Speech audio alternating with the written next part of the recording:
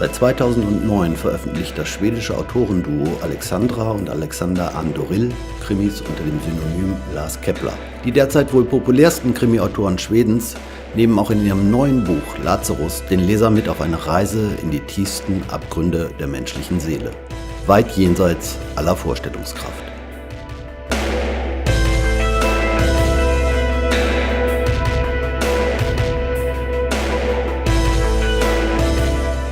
Well, since we live in this relationship, it's hard to look at it from the outside, but I think respect and equality, it's very important, and curiosity. Yeah, and it's totally based on communication. We talk all the time. It's like that in our marriage, but also as a writing couple. So everything is based on dialogue between us. Mm.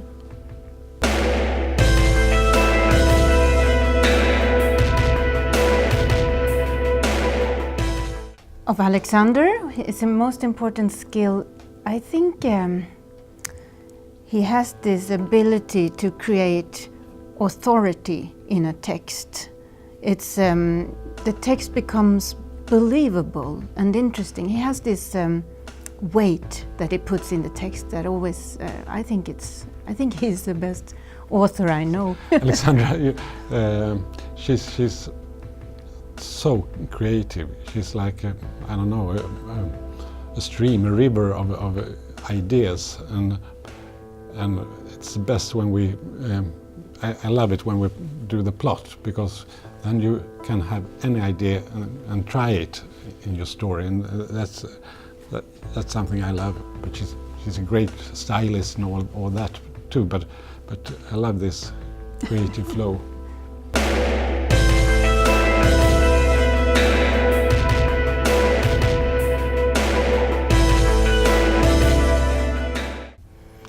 We do everything together, we share actually. Everything, yeah. I think it's very important that Lars Kepler has a certain tone of voice, and we find that voice working together, changing text with each other, filling in gaps, and in the end, we don't know who wrote what. Our strength as a writer, as Lars Kepler, is the cooperation. We are two brains, two minds, souls, and when we merge these two sides, we become something very special, I think.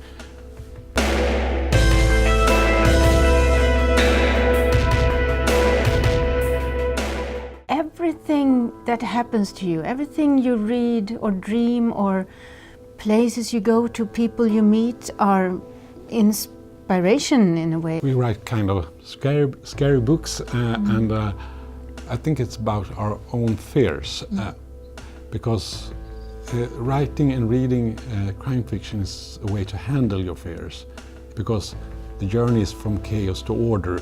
You always have this optimistic journey as a reader and writer. It starts with a mystery, a murderer, a killing, but it ends when you stop the killer and save the characters in books. So it's optimistic and some kind of happy endings. Yeah, you get the answers to your questions.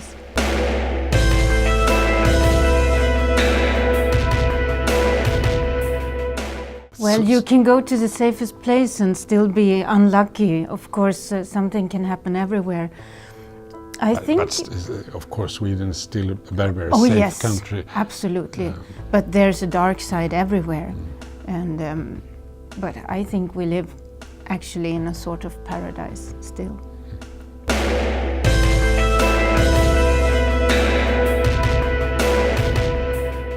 To have access to all your feelings, ideas, it's a connection with yourself, actually. Exactly. Because writing or expressing yourself is a way to communicate with your inner self, to understand yourself and your surroundings. So it's communication, basically.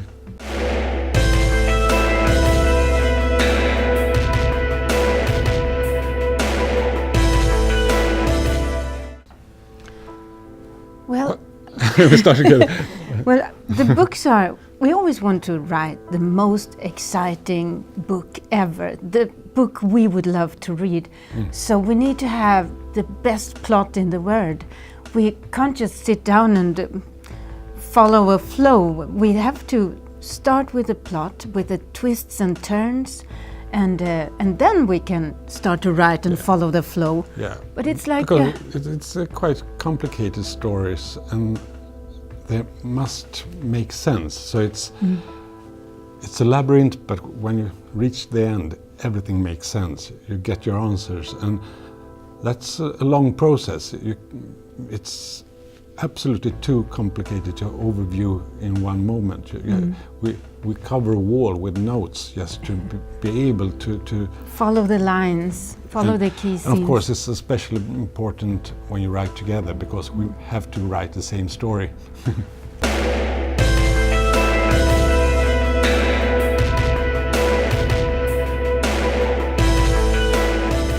It's a little bit complicated. We know it's harder to write in present tense, but it gives you something too. It gives you an uncertainty, because the traditional police novel is retelling a case. This case happened 2 years ago, and that's not a thriller to us. A thriller means that anything can happen to your characters during the reading and writing process. So it gives you kind of a filmic feeling as well, that he is opening the door. You know, it's better that he opened the door. I think you don't know what will happen. It gives it a sharper presence in a way.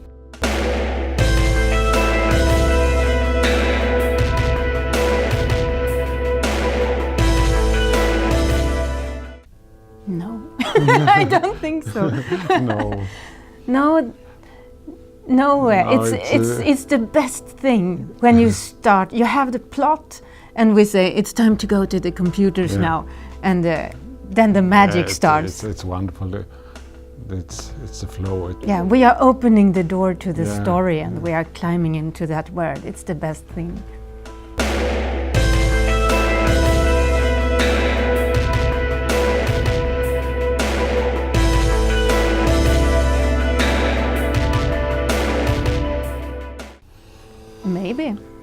Maybe it has to do with the long darkness and the bad weather. The bad weather and the lack of population. There are no people living here, so we sit and stay in our homes and read books and tell each other scary stories. I think the darkness must do something to us. I think so, because when the winter comes, it's like you live in a dark box. It never gets, you never get daylight, and after a couple of months you feel like it's always night, and I think it affects us. On the other hand, we have a lot of light during the summertime, so but that affects us as well. Yeah, it's in another way.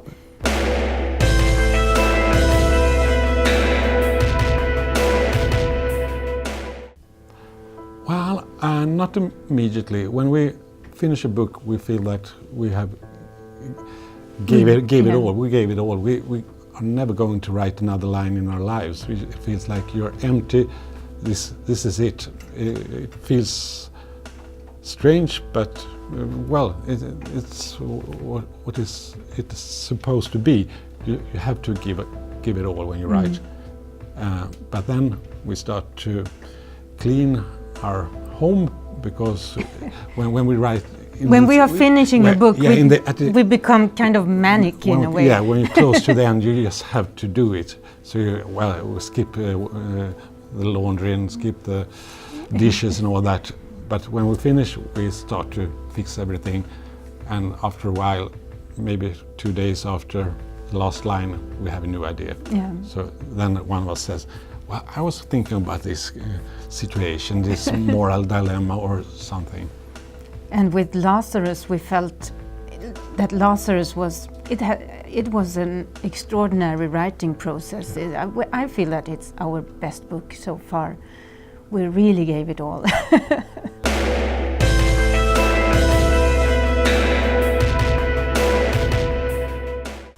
Well, it's we usually have new characters that we introduce for every book, but this time we could write only about Joona, Linna and Saga Bauer. Because they were are their story. They are the center of the book, and everything that happens concerns them. So it was so good to come close to them, because we are really curious about them. They are still kind of enigmas to us, and this time we dived into their psychic. It's probably the darkest story we've written so far. It starts with a homicide in Oslo, actually, in Norway. And the neighbors have complained of a bad smell in the apartment. Yeah, and the police goes there with the landlord, and they open the door, and the apartment is a mess. And they go in, and when they reach the kitchen, they find a dead man, and he was beaten to death. Yeah, and his rattening is in really bad shape. But when they see these kind of bloody handprints on the fridge, when they open the fridge, they find body parts from many people, frozen body parts, skeleton parts. So this killed man, he was a trophy collector and what do you say? A grave plunderer. Yeah. But among those frozen parts, they found a skull, and this skull is actually Joona Linna's wife's skull. So she died many years ago, but this man in Oslo has her skull in his fridge, and this case leads in some way directly to Joona. So that's the start of the story.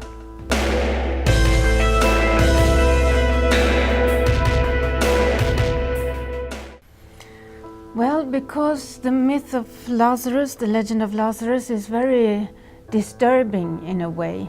Somebody comes back from death, but you don't know what happens after that. It's not his own choice. Lazarus is called back. For some people, it would be the happiest dream ever to bring back a miracle to bring back somebody who is dead.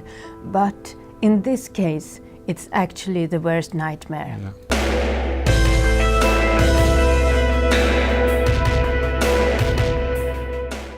Well, Joona starts to believe that.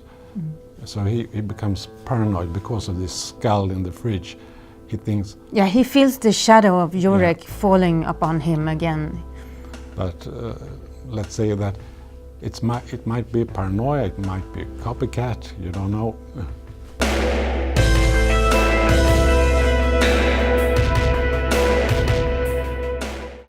Joona Linna, he's great. No, but Joona is kind of an underdog because of his Finnish. He belongs to the Finnish minority here in Sweden, and they have always been kind of looked down upon. And his father was a police officer, but killed in line of duty when Joona was 12, so he grew up without a father.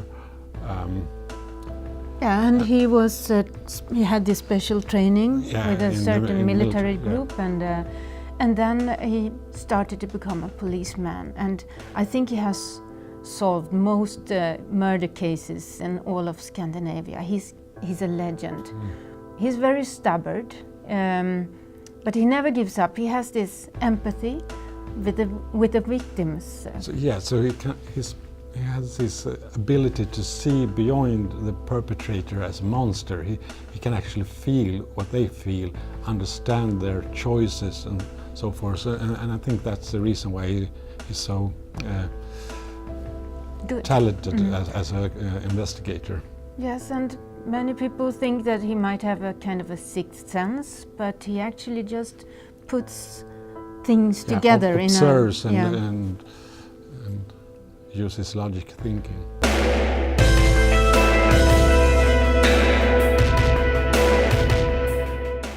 Well, I think he lost a lot in his life, and that made him kind of fearless. Yeah, he has sacrificed so much. So actually he just fears Jurek Walter. Yeah. It's his biggest fear. Because he has to protect his daughter, but when it comes to himself, he's not afraid to die, I think.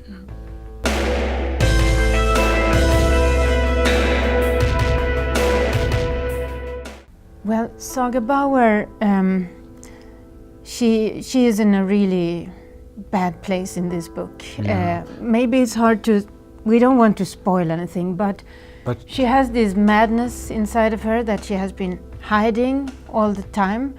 And Saga Bauer thinks that she can run from her past, that she can just forget about it. But in this book, everything happens to her. Yeah, and there's a threat in the book, and Saga makes one decision and Joona another, and the book is all about the consequences of their first choices. Yeah, they're different decisions. Yeah.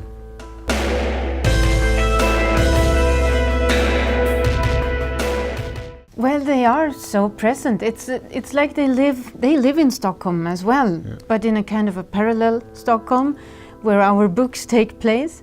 But no, I always think about them, and when we wrote Lazarus, I dreamt so much about Saga Bauer. Yeah.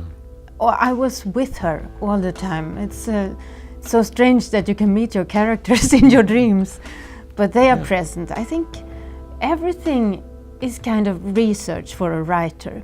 Everything, this room, you, everything we experience can come back suddenly. We live together with our characters. We meet them many hours every day, so it's of course they're present in our lives. We discuss them as if they were friends, or Yeah, so, they kind of are. yeah.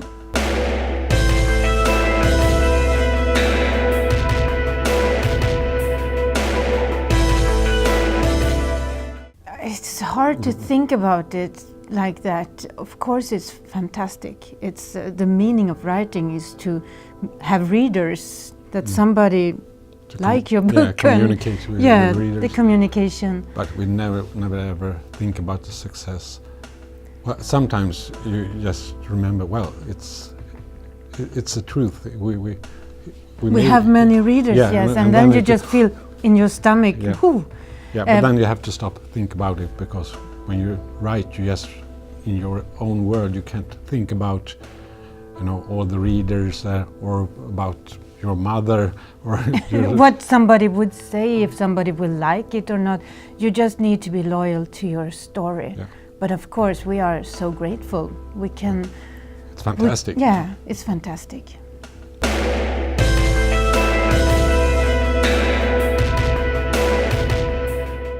Well, well, it's too early to talk about. Yeah, it's but so dangerous. But we're writing, and it's exciting. Yeah, we think we really have a good story here.